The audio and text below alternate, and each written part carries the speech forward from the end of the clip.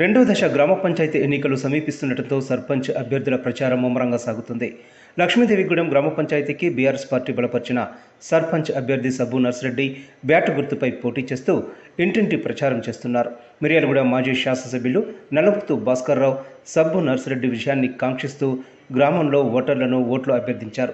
ఈ సందర్భంగా ఆయన మాట్లాడుతూ కాంగ్రెస్ పార్టీ మాయమాటలు చెప్పి అధికారంలోకి వచ్చిందని దుయ్యబట్టారు. బీఆర్ఎస్ అభ్యర్థులు గెలిస్తేనే ప్రభుత్వం దిగివచ్చి అభివృద్ధి సంక్షేమ పథకాలు అమలు చేస్తుందన్నారు.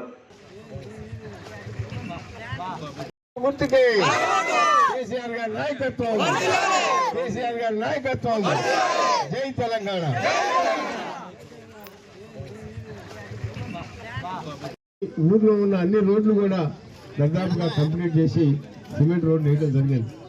అది ఒక కేసీఆర్ గారి యొక్క ప్రభుత్వంలోనే సాధ్యమైంది కనుక ఇంటింటికి మంచినీళ్ళు ఇచ్చినాం, రైతు బంధు ఇచ్చినాం, రైతు బీమా ఇచ్చినాం.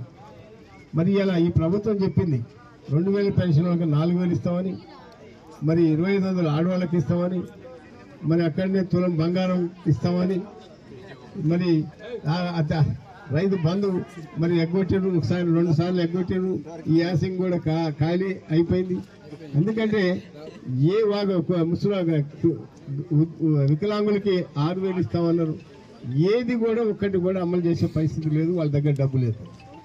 పుట్టిగా మాటలు చెప్పి కేసీఆర్ని తెచ్చుకుంటూ అసలు వాళ్ళకి బుద్ధి జ్ఞానం ఉండాలి. ఎందుకంటే కేసీఆర్ తిట్టాలంటే చాలా ధైర్యం దమ్ము ఉండాలి.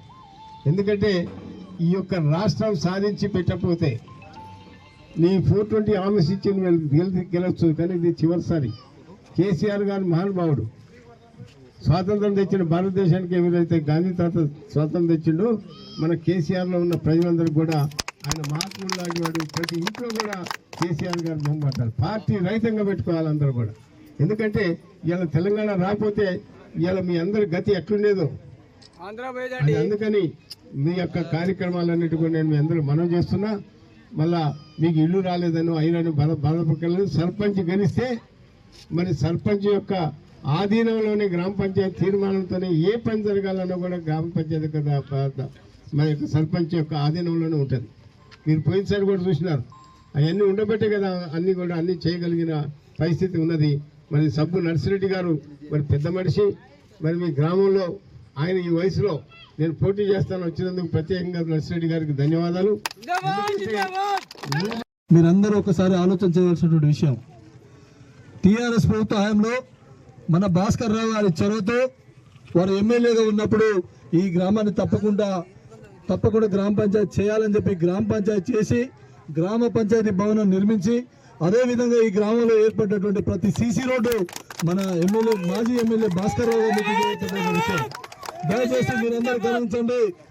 ఇక్కడ నిలబెట్టేటువంటి అభ్యర్థి కోసం ఈ రోజు నుండి మీరు ఈ 4 రోజులు 6 నిమిషాలు కష్టపడితేనే మన అభ్యర్థిని గెలిపించుకునేటువంటి అవకాశం ఉంటుంది. మీరు ఏమాత్రం మయమర్పించినా, మరి ఏ విధంగా నిర్లక్ష్యం చేసినా మరి ఈ గ్రామ అభివృద్ధిని కోల్పోతుందని ఈ సందర్భంగా మీ అందరికీ మనవి చేస్తా ఉన్నా. ఈ సర్పంచ్ అభ్యర్థిని గెలిపించుకుంటేనే మన గ్రామంలో ఉన్నటువంటి ప్రతి సంక్షేమ కార్యక్రమం సాధించుకోగలుగుతాం.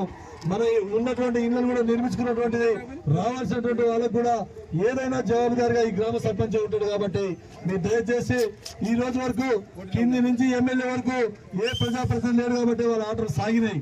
దయచేసి మన సర్పంచ్ అభ్యర్థిని గెలిపించుకుంటే వారి ఆటలు సాగవు.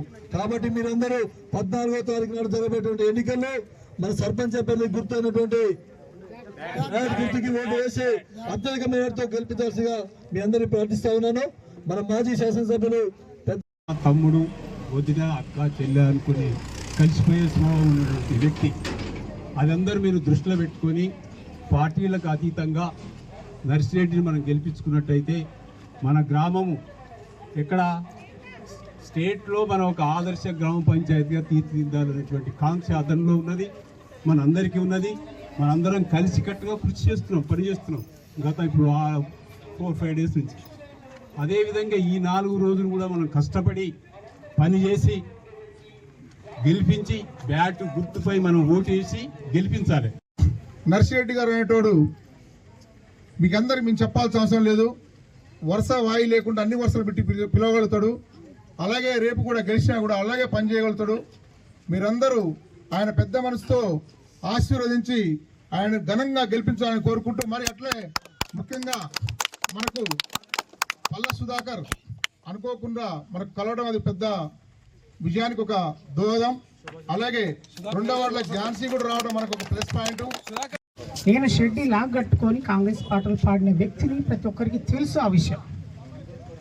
నేను దరిదాపు ఒక 30 సంవత్సరాలు కాంగ్రెస్ పార్టీకి కష్టపడి పనిచేసిన తర్వాత నాకు ఒక్క వార్డు మెంబర్గా సీట్ ఇప్పిస్తుంది కూడా కాంగ్రెస్ పార్టీ నన్ను లెక్క చేయలేదు.